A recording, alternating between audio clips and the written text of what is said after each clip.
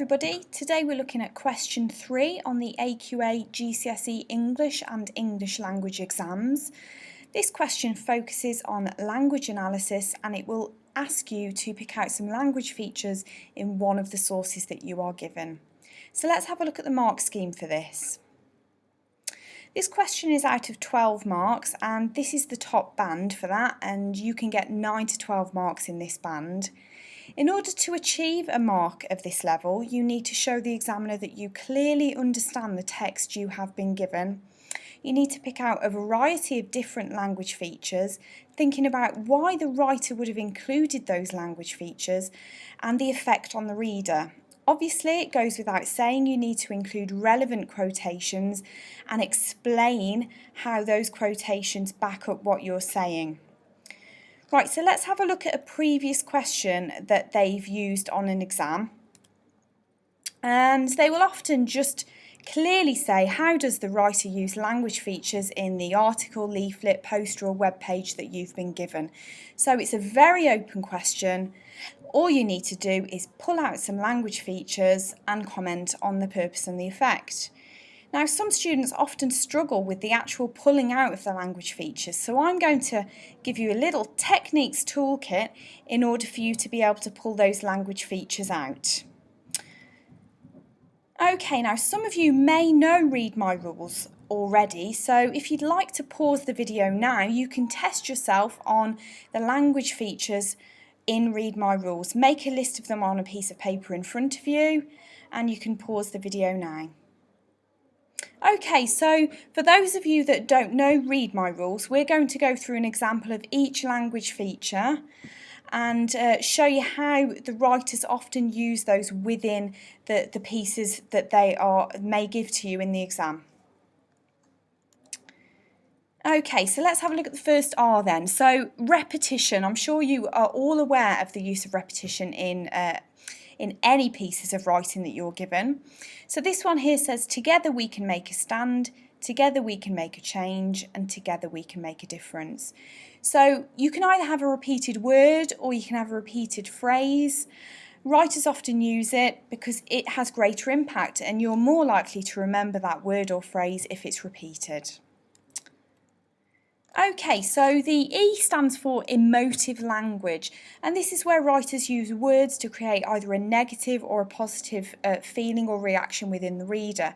So here we've got battered and abused, the animal whimpered for help from passers-by. No one even bothered to look in its direction. So those words battered and abused, they obviously have a very negative effect on the reader. And it might be used in a charity website or a charity leaflet to try and get you to give money to an animal charity, but they're always used to have a negative or a positive effect on the reader.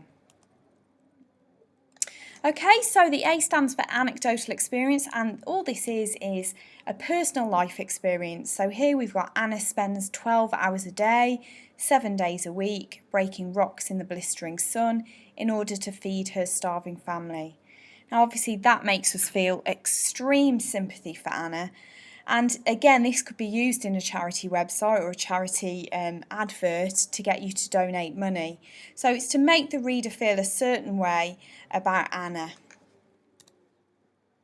Okay, DAM stands for colloquial language. Okay, now colloquial language is informal language, it's not standard English. So here we've got that totally grossed me out. Now the word grossed is not standard English, so that is what we would call colloquial language. Now it's not very often used. It depends on the audience that the piece is written for, so you need to bear that in mind if you are thinking about using colloquial language, because we certainly wouldn't want to use any colloquial language, say if we were writing a letter to our local council. Okay, so the M in Read My Rules stands for metaphors, similes and personification. So here we've got the stars danced playfully in the moonlit sky and it was a roller coaster of emotions. So there we've got stars dancing. Now we know they can't dance, so that's personification. And we know that emotions aren't a roller coaster. So that is an example of a metaphor. Now we often use metaphors, similes and personification in descriptive pieces of writing, less so in writing to inform and explain and all of the others. So you need to be very careful where you use your metaphors, similes and personification. Okay, the Y in Read My Rules stands for you, which is direct address, so it's where the writer directly addresses the reader. Here we've got you can change someone's life today. Very easy technique to use in order to get your reader's attention. Very simple to use in your writing as well as and analysing it in your reading. Okay, the second R stands for rhetorical question. Simply put, this is just a question that doesn't require an answer. Any question that you see within a text is always a rhetorical question because you can't directly answer the writer. So this one here says, why not do something about the problem today?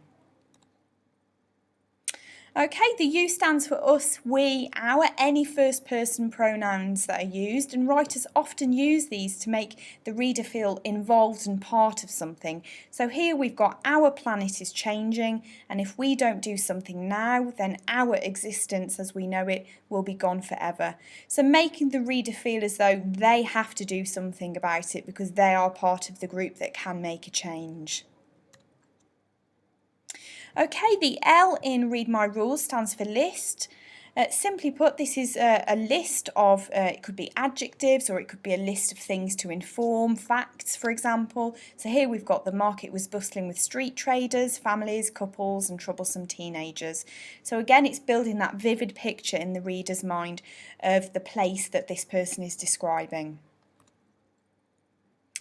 Okay, the E stands for expanded noun phrase, and this is where you take the noun in your sentence and you describe it using two or more adjectives. So here we've got the teacher stared at the impolite, troublesome teenager. So we've got the words impolite and troublesome to build this really, really interesting image of this teenager. Okay, and the S finally stands for sound effects, so anything like alliteration, assonance, onomatopoeia, to again create a very vivid picture in the reader's mind, often used in writing to describe. We've got creative, clear and crisp images created by our in-house photographers. Okay, so the k sound, often to make something really memorable. Alliteration, assonance and onomatopoeia have a very rhythmical feel about them. So you're more likely to remember those things that the writer has written down if you remember them with sounds. Okay, so we're going to have a practice now, and I want you to have a look at the following extract, and I want you to think about which techniques can you find. And then also, why would the writer have used those techniques? So this extract I've got here is a letter that I actually wrote to Aldi supermarket because I wasn't very satisfied with some of the crisps that I bought from there. So I want you to have a read, and you can actually download a PDF of this letter from my website. I'll give you the web address at the end of the lesson, so you can print it out and you can highlight if you need to. So if you want to pause the video now and have a read through, see how many Read My Rules techniques you can pull out of this letter, and we'll go through it in just a moment.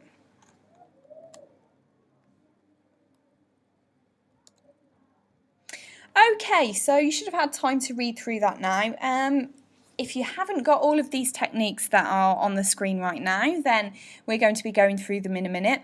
But there were quite a few. Obviously, I've written this letter bearing in mind that I am going to use it for analysis of language techniques. So I've made sure there are a lot of techniques in that letter.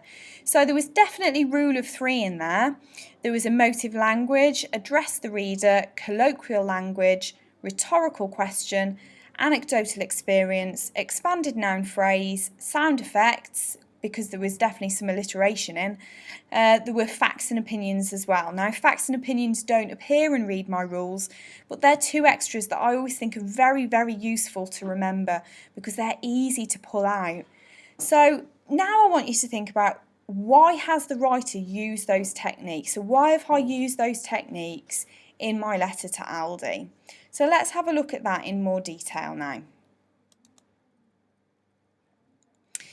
Right, so if you haven't found them, I've just highlighted in front of you exactly which techniques I've pulled out. So we're going to go through them one at a time. Right, so let's have a look at this fact then. I bought at my local Telford store. So I've made the reader aware that I actually went to my local store and I bought these crisps, which I wasn't very happy about. So if we think about why I've included that, facts always make the text really believable and trustworthy. So in this case, I've included it because I want the company to believe what I'm saying, and therefore they're more likely to respond if they believe what they're being told. I want them to respond to me, so if I make it clear that I've actually done what I've said I've done, they're more likely to send me a letter back and hopefully some compensation as well. Okay, so the anecdotal experience in the letter is the fact that for the past 2 years I've shopped at Aldi on a weekly basis. That is my personal life story. I have shopped there for 2 years, and anecdotal experiences have a very similar function to facts. They offer reassurance that the content is believable, okay? And in this case, me as the writer, I'm making it clear that I've suffered as a result of shopping at the supermarket, okay? I want the reader to feel sorry for me. I want them to feel sorry for me because I want them to think that they want to put it right with me and ideally offer me some compensation. So again, very similar to facts. They offer reassurance that the content is believable, but also it's about creating sympathy in this case for me as the writer of the letter. Okay, so there was some colloquial language in here, and the example I've picked out is stomach-churning. Now obviously that's not standard English, but in this case, in order to get my point across how disgusting the product was, I needed to use a description of the product that was particularly negative. So this, for example, conveys to the reader the extent of negative feeling that I had about the product. And by using colloquial language in this case, it makes me seem less aloof. Now, sometimes we can write in a very, very formal manner, and often it can make us appear as though we're not very approachable and not very easy to talk to. But I want them to see me as a real everyday person. So what I've done is I've used the phrase stomach churning to make them realise that I am an everyday person that goes into their shop and buys their products. So hopefully they're more likely to respond in a positive way to my letter. Okay, so the example of rhetorical question that I picked out was, how can you prevent a reoccurrence? Now, as you can see, it's actually got direct address in there as well. So if you think about it, that's an easy way of getting 2 techniques into your writing. So here, by asking the reader a question, the writer, which is me, I'm actively engaging the reader in the letter. It makes the reader question whether they should do something about the situation because it's directly addressed to them. Hopefully, the reader of this letter will do something about it as soon as they've read it because they will feel as though I am specifically writing to them. Okay, the sound effects I've picked out is alliteration, and the quote is respected and reputable retailer. So using sound effects like alliteration ensures that the words used stick in the reader's head, which is what I really want them to remember. So here I'm emphasising how much I believe in the company, because if you look at the words respected and reputable, they're very, very positive words.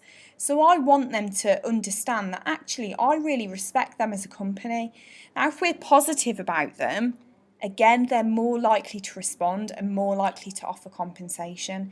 If they think that I'm not going to go back because I think they're, very negative and the worst company out there, then they're not likely to give me compensation because they probably would think that I wouldn't bother going back anyway. So I'm making it clear to them that I actually respect them as a retailer and I would want to go back. So the use of alliteration is particularly effective because they are going to remember those words, respected and reputable, and actually come out feeling positive about what I've written. Right, so the rule of three that I picked out was quality, value and variety. So by listing 3 positive things about the supermarket, it's clear that I feel positive about my shopping experience. Okay, so that links with what we've just spoken about, that the supermarket would be more likely to compensate me if they think that I would continue shopping there. So all through my letter I've made it clear that I normally really like the shop and I would want to go back. However, in this instance I felt let down. So it's really important to think about how the reader is going to feel about what you say. Right, so the emotive language I've used is that I've actually used the word love in there. Now, love is a very positive word to use. So here, I've told the reader that I normally feel extremely positive about the product and I would buy it again. However, in this instance, I felt let down. Emotive language is always used to show that the topic of the text is positive or negative. So they're very, very important words to pick out. Does the writer feel negative or positive about the particular thing they're describing? The expanded noun phrase I've picked out is greasy, rubbery and slimy lump. That's also a rule of 3. Now, in contrast to what we've just spoken about, this is very negative, okay, and it makes it clear to the reader that the product wasn't fit for human consumption. So here we've used adjectives to provide vivid descriptions of the things that we're talking about.